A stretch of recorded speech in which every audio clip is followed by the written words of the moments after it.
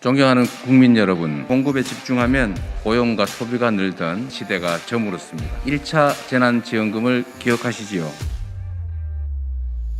4차 산업혁명이 일자리를 위협하고 있습니다. 지금은 어느 때보다 생산력은 높지만 소비 역량은 부족합니다. 국가재정을 공급에 집중하면 고용과 소비가 늘던 시대가 저물었습니다. 이제는 양극화 완화, 즉 분배 강화가 성장에 도움이 되는 시대로 바뀌었습니다. 존경하는 국민 여러분, 지난해 전 국민에게 소멸성 지역화폐로 지급했던 1차 재난지원금을 기억하시지요? 그때 얼마나 골목 경제가 살고 또 피부로 통계적으로 경제 성장에 도움이 된다는 걸 느끼셨습니까? 기본소득 어렵지 않습니다. 1차 재난지원금을 가구별이 아니라 개인별로 지급하고 이게 1년에 한 번이든 12번이든 정기적으로 지급되면 그게 바로 기본소득입니다. 저 이재명이 기본소득을 대한민국의 국가정책으로 반드시 도입해서 조세 저항을 최소화하는 동시에 저부담, 저복지 국가에서 중부담, 중복지 국가로 가는 대전환의 길을 열어내겠습니다. 기본소득은 일부에서 우려하시는 것처럼 우리나라의 부족한 기존의 복지를 통폐합해서 없애자거나 줄이자거나 하는 것이 아닙니다. 국민 여론을 모아본 결과 소액의 기본소득에서 고액으로 하는 방식도 있지만 특정 부분에 대해서는 긴급성을 생각해서 고액으로 시작해서 그 대상자를 확대해 나가는 방식도 있을 수 있습니다. 그중에 대표적인 영역이 청년으로 생각되고 그래서 청년 등에 대해서는 목표액 전액 지급하고 대상자를 늘려가는 방식, 즉 부분적 기본소득 방식도 도입해 보기로 했습니다. 기본소득은 다음 차기 정부 임기 내에 반드시 시행합니다. 다만 재원의 형평상 차기 정부 임기 내에 월 50만 원이라고 하는 최종 목표에는 도달할 수는 없습니다. 그러나 차기 정부 임기 내에는 청년에게는 연 200만 원을, 그 외 전 국민에게는 1인당 100만 원씩을 지급하겠습니다. 2016년 시작했던 성남시의 청년배당, 그리고 2019년에 시작한 경기도 청년기본소득을 전국으로 확대해서 취약계층이 되어버린 19세부터 29세까지의 청년, 이분들에게 보편기본소득 외에 2023년부터 즉시 연 100만 원을 청년기본소득으로 별도 지급하겠습니다. 임기 개시 다음 연도인 2023년부터 첫 해에는 예산 편성의 어려움을 고려해서 1인당 25만 원으로 가구당 100만 원으로 1회 지급하고 매년 또는 재정 상황을 고려해서 임기 내에 4회 이상으로 늘려나갈 것입니다. 저 이재명은 박근혜 정부의 탄압을 뚫고 광화문 광장에서 11일간 목숨을 건 단식 농성까지 해가면서 성남시에서 청년 기본소득을 시작했고 경기도에서 확대 시행하고 있습니다.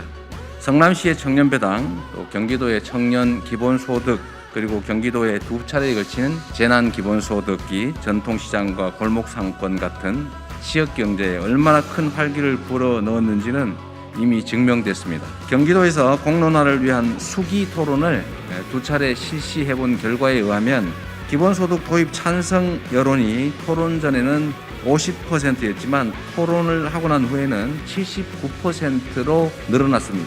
국민 대다수가 증세로 인한 부담보다 받는 혜택이 더 많다는 것을 아시게 되고 확신하신다면 국민의 동의를 얻는 것이 그리 어려운 일은 아닙니다.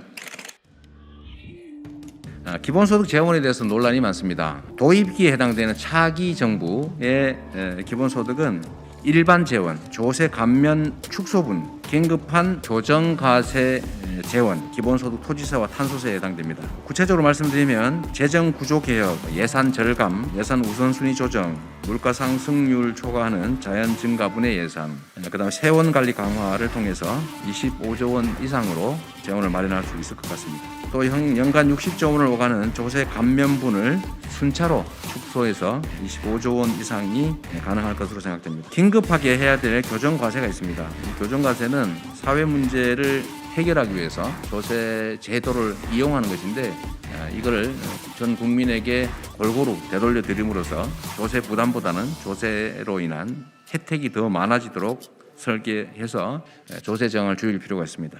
그 중에 하나가 기본소득 토지세, 우리가 통상 국토보유세라고 불러온 토지세에 해당이 되겠습니다. 토지 공개념을 실현해야 되고 불로소득을 차단해서 부동산 투기를 억제해야 합니다. 국토보유세를 1% 부과하게 될 경우에 약 50조 원을 초과하는 재원이 생길 텐데 징수액 전액을 국민에게 균등 지급하는 기본소득 목적세로 신설을 하게 되면 저희 설계로는 약 86%의 가구들이 부담하는 조세보다 돌려받게 되는 기본소득액이 훨씬 크기 때문에 순수혜자가 돼서 조세 저항이 최소화될 수 있습니다. 다음으로 중요한 교정과세가 탄소세가 되겠습니다.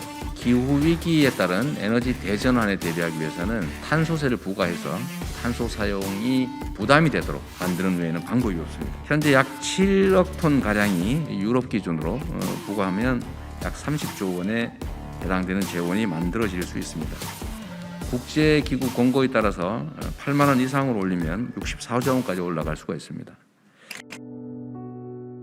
40여 년 전에 매월 7천 원만 있었더라면 제가 학원비를 벌기 위해서 공장을 다니다가 팔에 장애를 입고 군대를 가지 못해서 비난을 받는 그런 일은 없었을 겁니다. 송파 세모녀에게 월 30만 원만 있었더라면 이분들의 극단적 선택도 없었을 겁니다.